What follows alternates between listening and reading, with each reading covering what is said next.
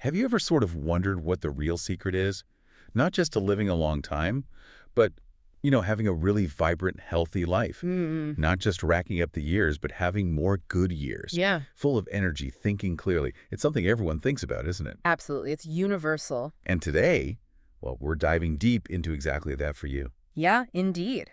Our mission, you could say, for this deep dive is exploring those fascinating lifestyle secrets from some of the places where people live the longest. Right. We're going to be looking specifically at the kind of timeless wisdom you find in Japan and also the Mediterranean, uncovering how their everyday practices, add up to amazing longevity and health. And we've got a really great stack of sources for you today. Everything from cutting-edge science reports on how our cells age, the immune system, Yeah, some really detailed stuff. to studies looking at specific ways of eating and just the daily habits of people who live to be 100, centenarian. Yeah. So the goal is really to sift through all this information and pull out those practical, useful nuggets, the things that help build not just a long lifespan, but a fantastic health span. That time when you're really feeling good, thriving. Exactly. Let's get into it. But let's unpack this and get you well informed. Okay, so when we talk about longevity, it's really important to think beyond just lifespan, the number of years. It's a number itself. The real prize, like you said, is health span. That's the stretch of life where you're generally healthy, free from serious chronic problems. That's the aim. Living better for longer with vitality. And there's a key idea that keeps coming up in the research on aging, connecting right to that healthy longevity. And that's resilience. Ah, yes, resilience, crucial. It's not just about, avoiding getting frail as you get older. It's more about your body's incredible ability to adapt, to recover from life's stresses.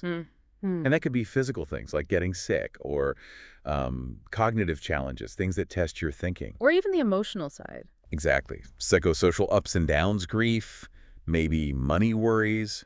Resilience is about actively bouncing back with strength. You can almost think of it like a castle, maybe. Frailty is like having cracks in the walls, missing stones. It makes the castle vulnerable. Okay, I like that analogy. But resilience, that's the castle's strong design, its reserves, its ability to quickly fix itself after an attack, maybe even get stronger for the next one. Right. So you want a strong, adaptable castle for your body, one that can handle time and stress, not just one that hasn't faced any challenges yet. That castle idea really paints a vivid picture.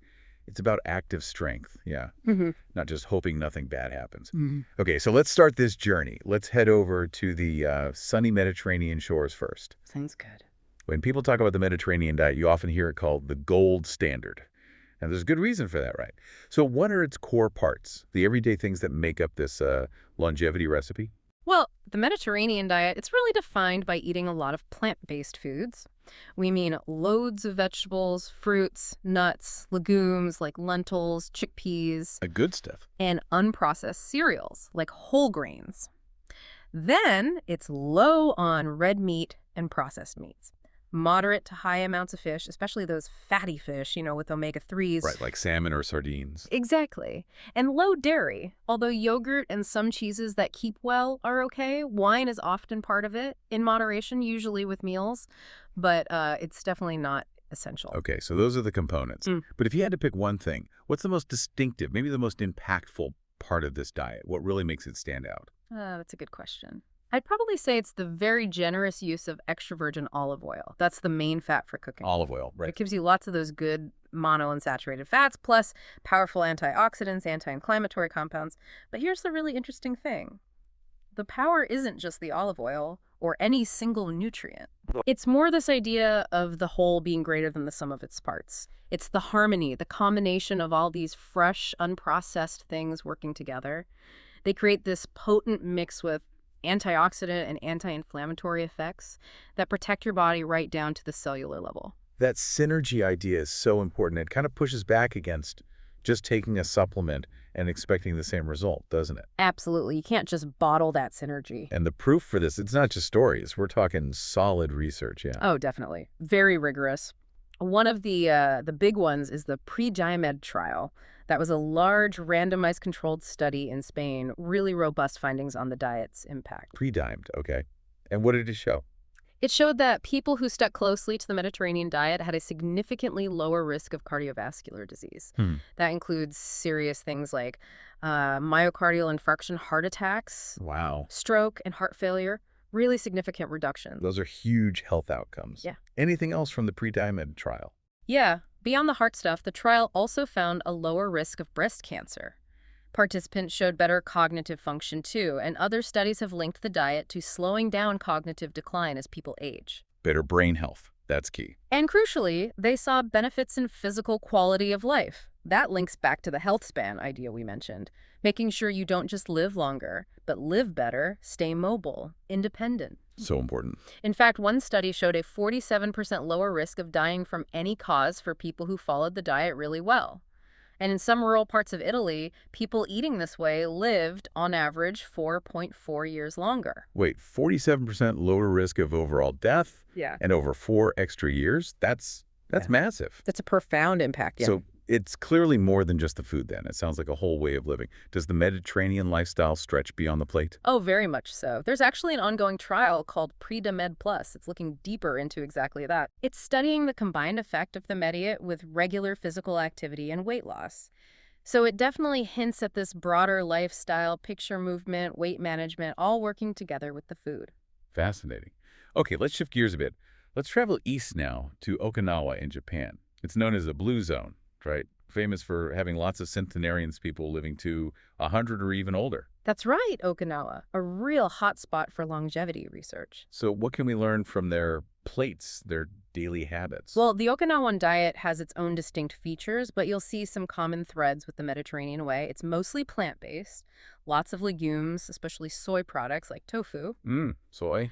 And a really key cultural practice is hara-hachibu. Hara-hachibu, what's that? It means eating until you're about 80% full. It's a kind of mindful eating, built-in portion control. Oh, interesting. Stopping before you're stuffed. Exactly. They also tend to have their smallest meal of the day later, in the late afternoon or early evening, which actually fits with some modern ideas about time-restricted eating. Right, but it's not just about what they eat, is it? Our sources point to some really interesting things about their biology. Specifically, their immune systems seem uniquely set up for long life. Yes, this is fascinating. It begs the question, how do these centenarians stay so healthy into very old age? How do they avoid the chronic inflammation that often comes with aging? Yeah, how? Well, a really remarkable study compared centenarians in China and Japan with younger people and also their children.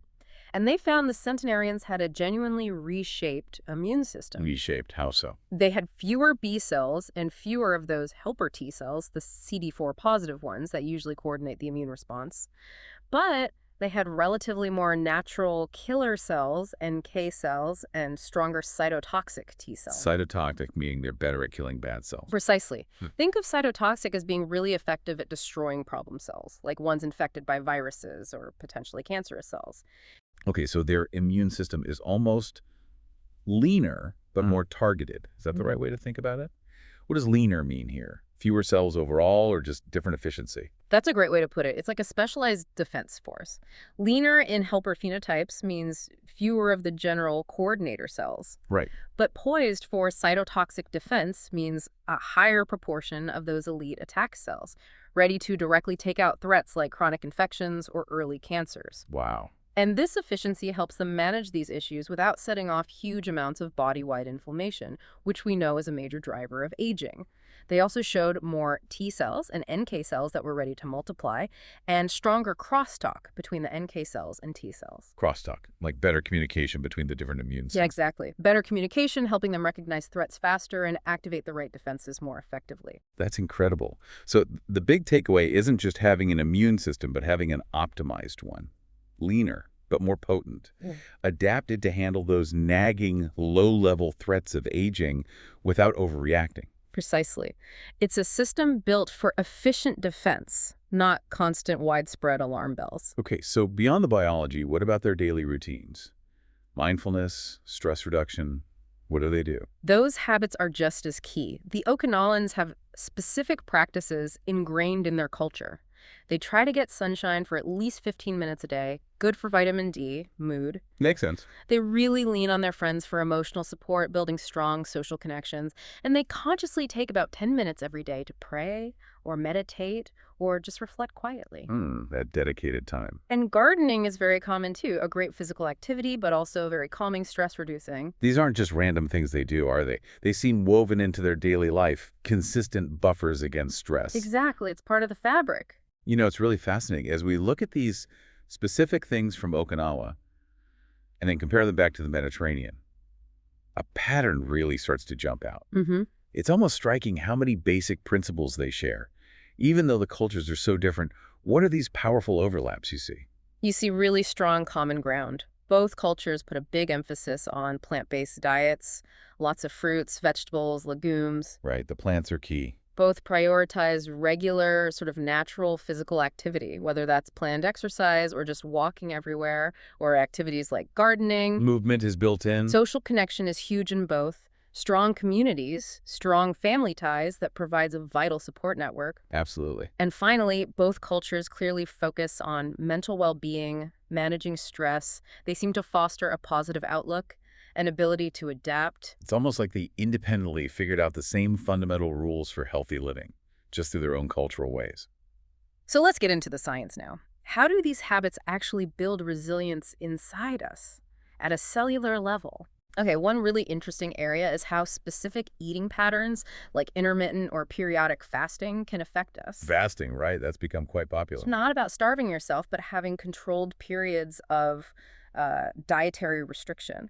Things like alternate day fasting or time-restricted feeding, only eating within certain hours. Like the 16.8 method people talk about. Exactly. Or diets designed to mimic fasting. These can actually trigger really powerful cellular protection and repair processes. How did that actually work? How does eating less for a period spark these deep changes in our cells? Well, these times of restriction, especially when you then start eating again, the refeeding part seem to promote the self-renewal of stem cells and help repair tissues. Okay. They do this by adjusting key internal switches in our cells. Scientists call them nutrient-sensing pathways, things like IGF-1, PKA, mTOR. All right, those pathways. They're like master regulators deciding if cells should focus on growing and storing energy or switch to repair and maintenance mode. Fasting helps nudge them towards that crucial repair and cleanup phase, clearing out damaged parts, promoting renewal. So those pathways are like the body's thermostat for growth versus repair, and fasting helps turn the dial towards repair. That makes sense. It does, and this leads us to a broader idea called hormesis. Hormesis. Yeah. Sounds a bit technical. What's that about in this context? It's a biological principle, basically. It says that exposing your body to low levels of stress, think moderate exercise, or a controlled fast, or even certain beneficial compounds in plants, can actually switch on adaptive responses. Low levels of stress are good. In this context, yes, these responses enhance resilience and seem to promote longevity. Essentially, a little bit of stress makes your system stronger, better prepared for bigger challenges. Like those small attacks on our imaginary castle earlier, they make its defenses stronger over time. Got it. So it's about making the body tougher by giving it just enough challenge to activate its own repair systems. And this resilience, it's not just physical, right? It covers our minds, our social lives too. Exactly right. We're building resilience across several vital areas. Okay. First, physical resilience. Regular activity, especially mixing things up, resistance training, aerobics, balance work, strengthens muscles, bones, helps you bounce back from physical stress like illness or injury. Think of that Okinawan centenarian still gardening every day. Right, that practical strength. Then, psychosocial resilience. Having strong social networks, a positive attitude, good coping skills, that's crucial for dealing with emotional and social stress. Mediterranean focus on family meals. The Okinawan community ties perfect examples. The support system. And interestingly, getting through manageable stress, if you have support, can actually build this kind of resilience. And the third one. Cognitive resilience. Things like lifelong learning, doing mentally challenging tasks, and yes, even physical activity, again, they all build up your cognitive reserve. That's your brain's ability to cope with damage. And they help with brain maintenance, keeping the brain structure healthy. Keep learning, keep moving. Yes, and some new research on dual task activities, combining physical and mental exercise at the same time, looks really promising for boosting this. Wow, it's all so connected, isn't it? These lifestyle choices clearly affect us right down to ourselves, building that resilience. But how do scientists actually, measure this? How do they measure biological age beyond just counting birthdays? That's where epigenetic clocks come in, right? Sounds futuristic. They do sound a bit sci-fi. Epigenetic clocks, particularly the ones based on DNA methylation, are biomarkers, tools used to estimate what we call biological age. Biological age. Different from actual age. It can be, yes. These clocks look at tiny chemical tags on your DNA. These tags turn genes on or off, and the patterns change as we age. The thinking is, if your epigenetic age is older than your chronological age, it might signal higher risk for disease or mortality. And a younger biological age suggests better health. That's the general idea, yes. Better health prospects. That's amazing. So these clocks could potentially show us how the choices we've been talking about, diet, activity, stress, might actually be changing these markers, maybe even slowing down or reversing biological aging. That's exactly the potential, and why they're so exciting for longevity research. Imagine being able to track your biological age and see how it responds to lifestyle changes. Personalized interventions. Yeah, wow. But, and this is important, interpreting these clocks needs a lot of context. Okay, what kind of context? Well, for instance, the mix of different immune cells in your blood sample significantly affects the clock's reading. Also, having an older epigenetic age isn't always bad. Some studies have shown it can be linked to better outcomes in certain cancer patients, depending on the situation. Ah, so it's not black and white. Just because, say, a company sells you a test using saliva and it says you have a younger biological age, that doesn't automatically mean your whole immune system or your muscles are biologically younger. That's a really crucial point to understand. Yeah. A reading from one tissue type, like saliva or a cheek swab, doesn't necessarily reflect what's happening everywhere in your body, your immune system, your muscles, your organs. Right. It highlights why we need a holistic view of aging. We have to be careful not to treat these clocks as simple readouts. We need to understand the biology underneath how different systems interact. Okay, that makes sense. It's a tool, but needs careful interpretation. What a fascinating exploration, though. Looking at how people in Japan and the Mediterranean are finding these keys to healthy longevity. It really does point to an integrated approach, doesn't it? Absolutely. How we eat, how we move, the people we connect with, how we handle stress, it all weaves together. These aren't just separate habits you tick off a list. It's a whole harmonious lifestyle. And it fosters resilience, physical, mental, social resilience that impacts our health right down to the basics, our cells, our immune function, how our genes work. So wrapping this up, what does this all mean for you listening? Just consider how powerful this is. Your everyday choices, the food you eat, how much you move, who you spend time with, how you manage your thoughts, they can genuinely impact your health at a cellular level, your immune defenses, maybe even influence that biological age clock. Now imagine this. What if we could develop really precise, comprehensive stress tests that could measure our individual resilience across all these areas, physical, cognitive, psychosocial, before any health problems actually show up? How might that change everything? How could that transform our approach to aging, making it truly proactive, focused on building that health span? That's a provocative thought. It's not just about adding years, is it? It's about living more robustly, actively building that strong castle of resilience you talked about. Definitely something to ponder on your own journey to a more resilient you.